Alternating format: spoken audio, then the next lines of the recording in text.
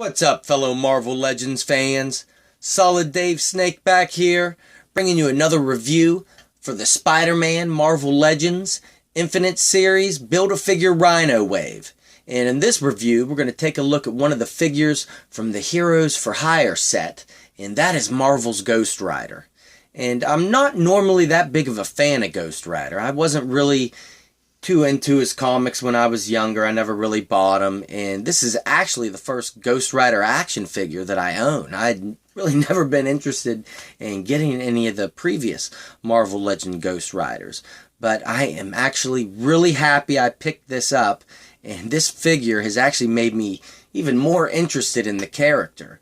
And that's one thing I love about the Spider-Man Marvel Legends series, that they kind of fit in some B and C list Marvel superheroes every now and then. In the last series we got Daredevil, in this series getting Ghost Rider and Misty Knight, so it's kind of neat to get some of those other superheroes that normally wouldn't get their own line. So I like how they sprinkle them in here and there.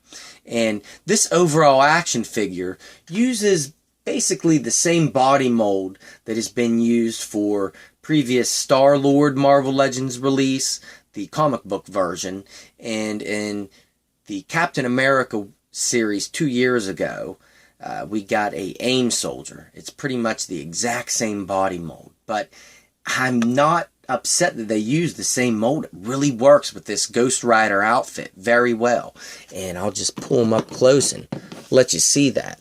Of course, this Ghost Rider doesn't come with any accessories besides the Build-A-Figure piece, which is kind of upsetting he didn't come with a chain, but the figure is so good itself that I can't really complain too much about that.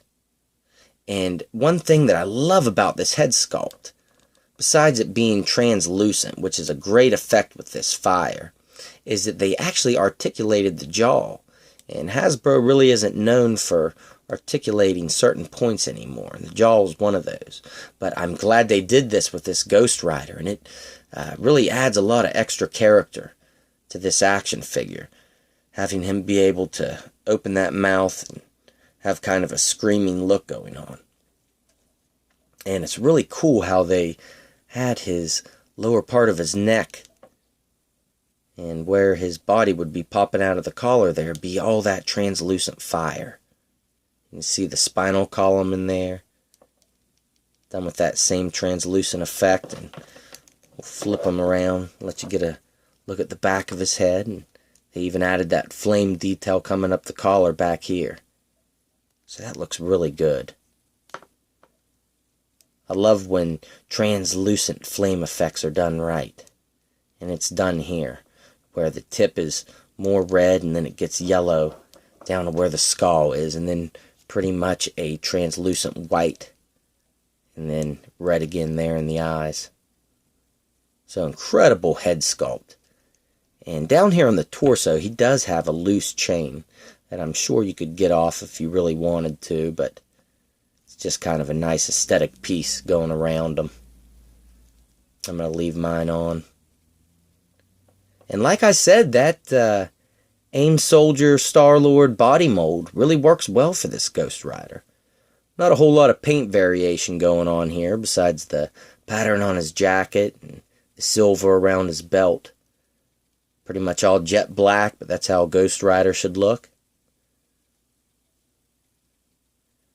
Down on the legs, all black, but you can tell there's a different tone in the black between the pants and the boots. The boots are actually a little darker.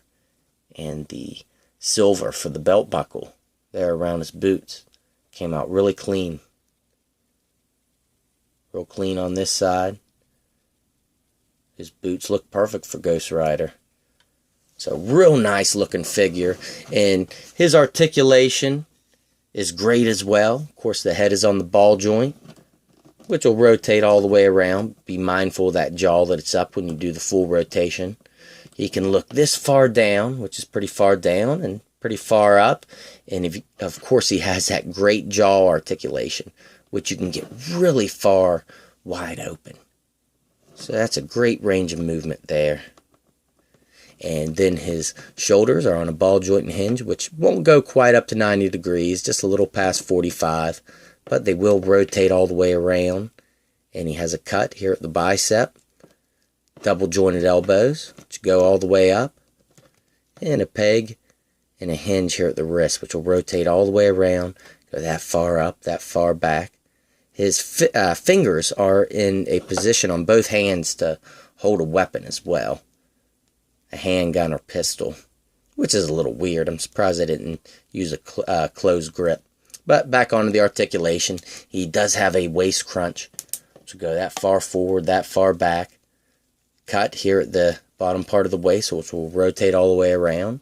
He can only split out this far, so a little limited there, but he will kick really high up and only go back to straight. But he does have a cut at the upper thigh, which will rotate all the way around. Double jointed knees. And a cut. Oh, I'm sorry. I thought he had a cut here at the boot. It looks like it, but he does not. He does have a hinge down at the foot, which will go that far back, that far up, and the ankle pivot, which is much needed for these Marvel Legends.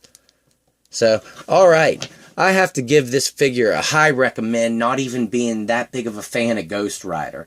I just think it's a really well done figure, and one of the better and more neat overall head sculpts in Marvel Legends over the past couple years. Really have to give kudos for Hasbro doing an outstanding job on that head. So, alright everybody, I hope you enjoyed the review, and stay tuned. My next review will be Marvel's Misty Knight. So I'll catch you then, guys.